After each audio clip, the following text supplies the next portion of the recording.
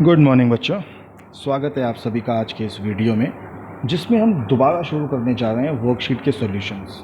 आपको पता ही होगा दिल्ली गवर्नमेंट ने दोबारा से वर्कशीट भेजनी शुरू कर दी है। आपके स्कूल में दोबारा वर्कशीट आनी शुरू हो गई हैं। हो सकता है आपकी ऑनलाइन क्लासेस भी शुरू हो गई हैं। तो हम वर्कशीट के सॉल्यूशंस आपके सामने लेके आए हैं। शुरू करते हैं आज की इस पहली वर्कशीट के साथ, जो कि है मैथ्स की। तो वर्कशीट है आपकी पहले चैप्टर के ऊपर, आपका चैप्टर जो कि है रियल नंबर्स। चैप्टर हमें बताता है, इसके अंदर अलग अलग नंबर्स के बारे में बात की गई है। सबसे पहले होते हैं कोप्राइम नंबर्स। तो कोप्राइम नंबर्स ऐसे नंबर होते हैं, two numbers which have only one as their common factor. तो ऐसे नंबर जिनका कॉमन फैक्टर केवल वन है, जैसे 3 और 5, जैसे 2 और 7, तो इन्हें हम कोप्राइम नंबर्स कहते हैं। दूसरा है आपका इरेशनल नंबर्स। तो इरेशनल नंबर्स होते हैं number that is not rational is irrational. जो नंबर रैशनल नहीं है वो नंबर इरेशनल कहलाता है। An irrational number cannot be represented in the form of p upon q, where p and q are integers and q is not equal to zero. तो irrational number की खास बात ये होती है कि इरेशनल नंबर को आप p अपॉन क्यू की फॉर्म में रिप्रेजेंट नहीं कर सकते। कौन से नंबर इरेशनल नंबर्स कहलाते हैं? √2, √3, √5। ये तीन नंबर्स जो आपके सामने लिखे हैं, √2, √3, √5, ये तीनों ही इरेशनल नंबर्स हैं।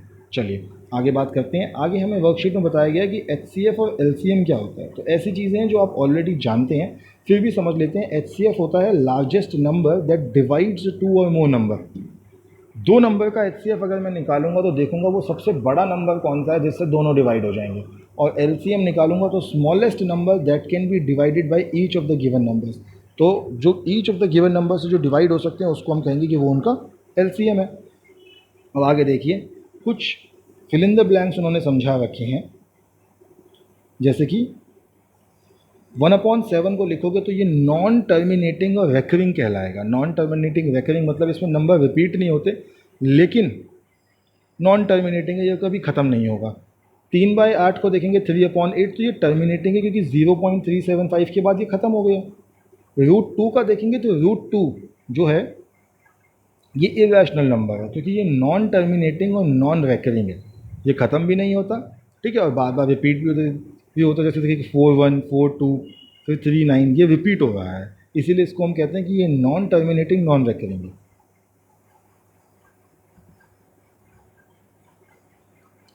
दोबारा से एक बार क्विकली समझ लेते हैं। तो नॉन टर्मिनेटिंग और रेकरिंग ऐसा नंबर जो ख़त्म नहीं होता लेकिन बार बार रिपीट होता है, जैसे 142857, 142857। टर्मिनेटिंग जो ख़त्म हो जाता है, जैसे 0.375।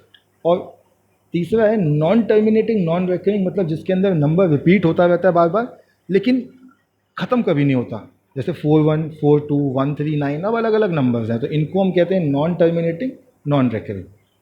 राइट साइड पे हमको एक फिल इन द ब्लैंक्स दे रखा है जिसमें लिखा रखा है, जिसमें 245 को 3 से डिवाइड किया गया है। तो 3 से जब इसको डिवाइड करेंगे तो जो चीज़ इस तरफ 3 है, 3 होता है इस केस में हमारा डिविज़र। 81 हमारा इस केस में कहलाएगा क्वोशंट। और जो लास्ट में 2 बच गया ये हमारा है रिमाइंडर। डिवीजन एल्गोरिथम कहता है कि जो डिविडेंड होता है, dividend is equals to divisor multiply by quotient plus reminder.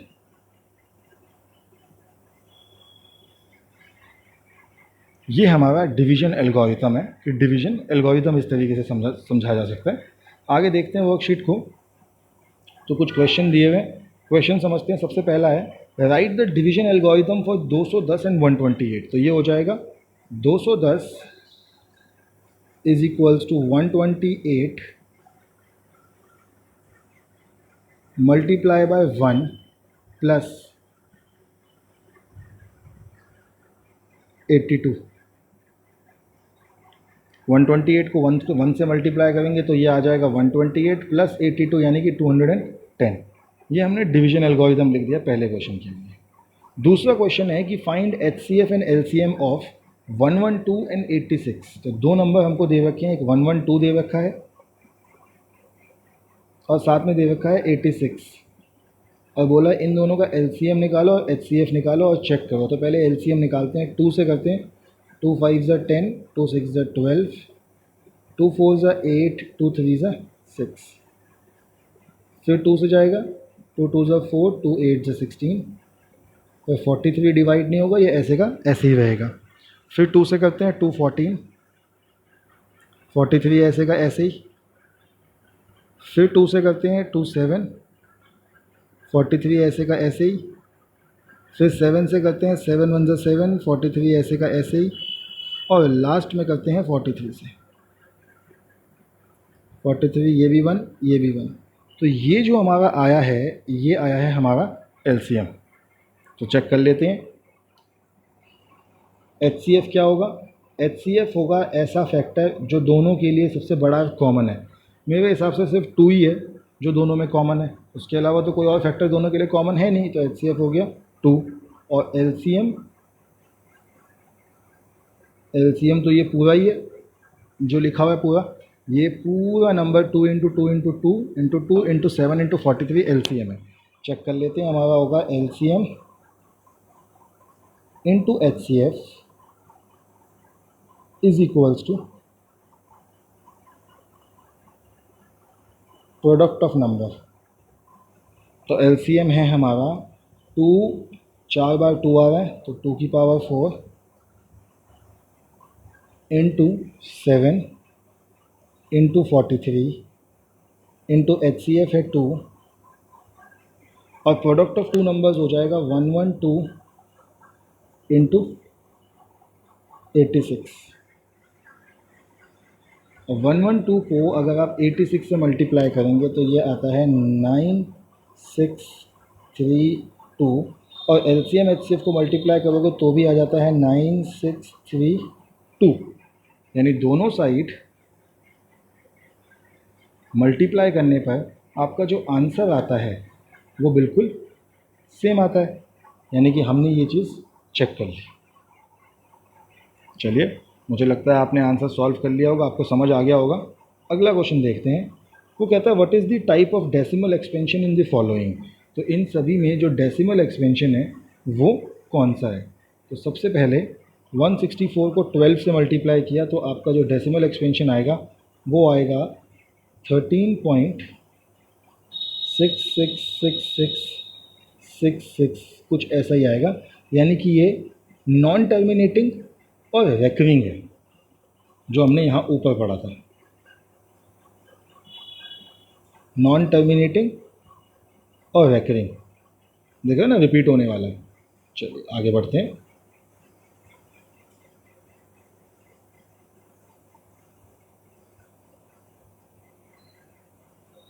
दूसरा है 83/7। तो अगर आप 83 को 7 से डिवाइड करके देखेंगे तो आपका जो आंसर आता है वो आता है 11.8571। अब आप कहेंगे कि ये कौन सा 11.8571। तो आपका ये 11.8571 जो है ये है नॉन टर्मिनेटिंग नॉन रेकरिंग, बार बार रिपीट भी नहीं होता, बार बार नंबर रिपीट नहीं होते, लेकिन जो पॉइंट के बाद का टर्म है वो ख़त्म नहीं होता।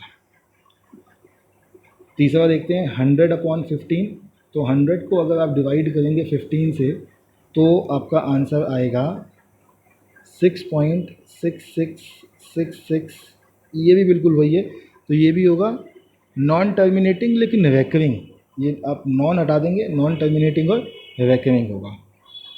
आगे उन्होंने पूछा है the decimal expansion of dash numbers is non terminating non recurring. तो कौन से नंबर्स होते हैं वो होते हैं इरेशनल नंबर्स। इरेशनल नंबर्स जो होते हैं वो नॉन टर्मिनेटिंग और नॉन रेकरिंग होते हैं। तो मुझे लगता है आपकी मैथ्स की वर्कशीट तो आज की पूरी हो गई और आपको समझ भी पूरी आ गई होगी। दूसरी वर्कशीट आज की शुरू करते हैं जो कि है साइंस की वर्कशीट। और साइंस में एक बहुत बेसिक टॉपिक आज हम पढ़ने जा रहे हैं, symbols of elements with their valencies. Class 9th का टॉपिक है। 9th में 3rd चैप्टर में बहुत डिटेल में आपने ये टॉपिक पढ़ा था हमारी वर्कशीट में। तो फिर से एक बार रिवाइज कर लेते हैं कि 2 तरीके के आयन्स होते हैं, cations the positive ions and anions the negative ions, and the formula formed by the combination of these cations and anions। जब cations और anions आपस में जुड़ते हैं तो फॉर्मूला बनते हैं। आपको पता है कैटायन, आपने देखा था कि कैटायन और एनायन जो है वो आपस में जुड़े और फॉर्मूला बना। But to study this you need to know what are the symbols and valencies of ion. अब हमें वैलेंसीज समझनी पड़ेंगी। वैलेंसीज कौन कौन सी हैं? हाइड्रोजन की वैलेंसी होती है बेटा +1, ऐसे ही सिल्वर की होती है +1, सोडियम की +1, पोटेशियम की +1, कॉपर की 2। कॉपर मल्टीपल वैलेंसी वाला एलिमेंट है, +1 भी होती है +2 भी होती है। मैग्नीशियम की +2, जिंक की +2, कैल्शियम की +2, आयरन की +2 और +3 दोनों।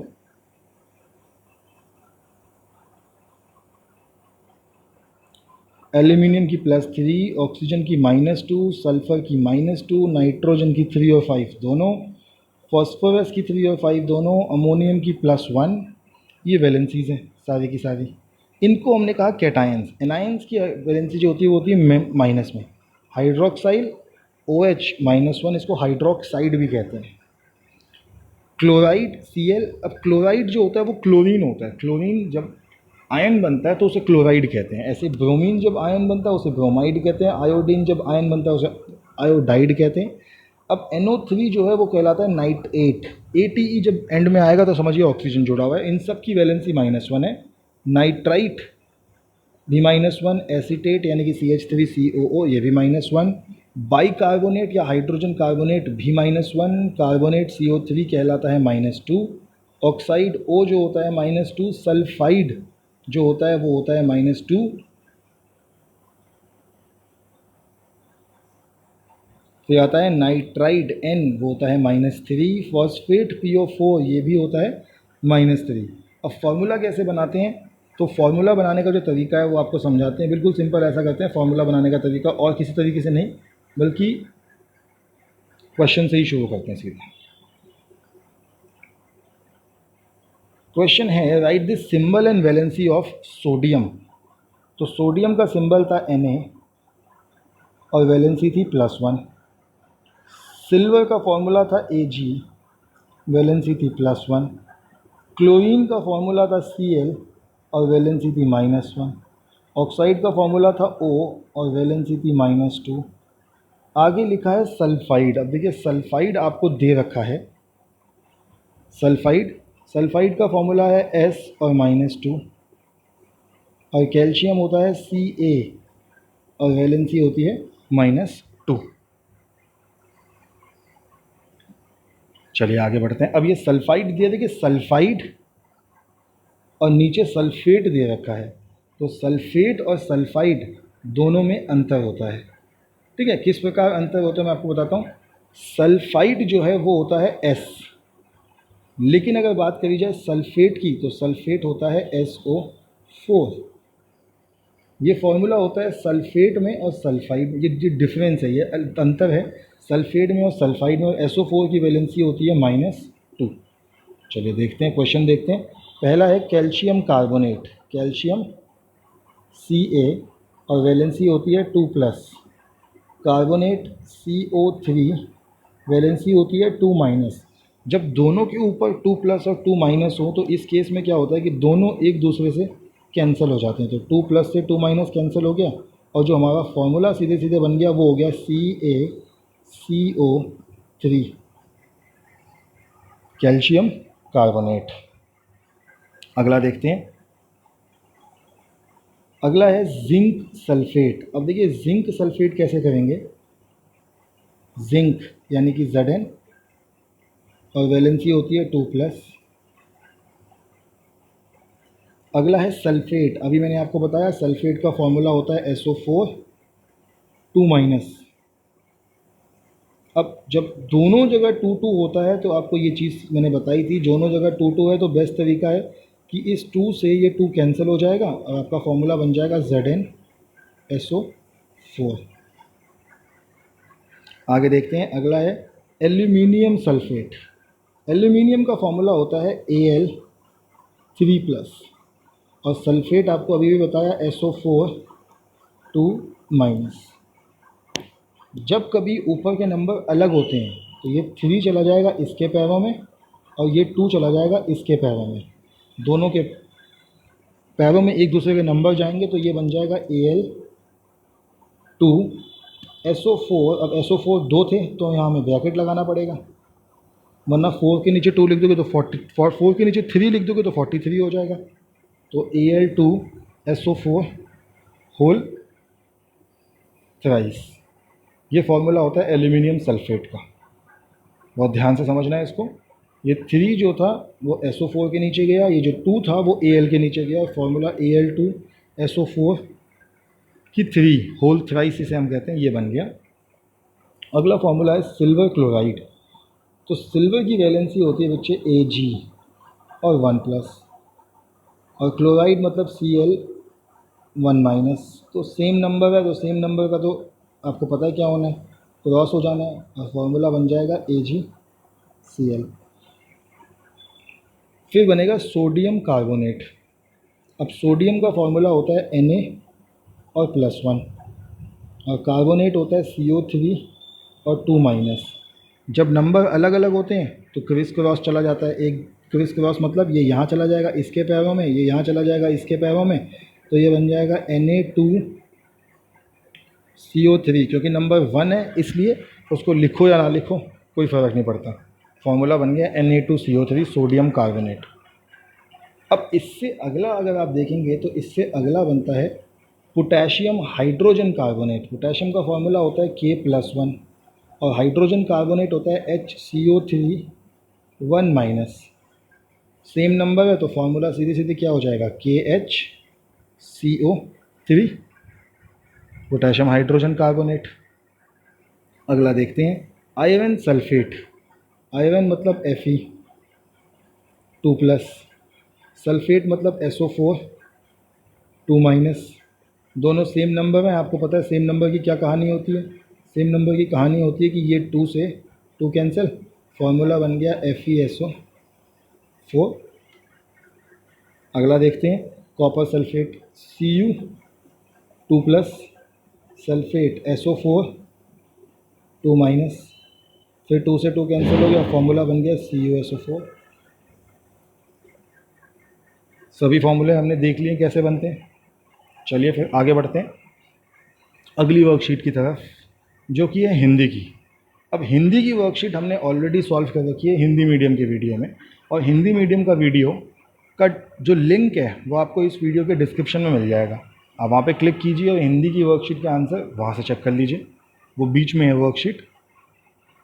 आज की हमारी सभी वर्कशीट इसके साथ कंप्लीट हो गई हैं। आपसे कल फिर मिलेंगे कल की वर्कशीट्स के साथ। तब तक के लिए stay healthy and stay safe.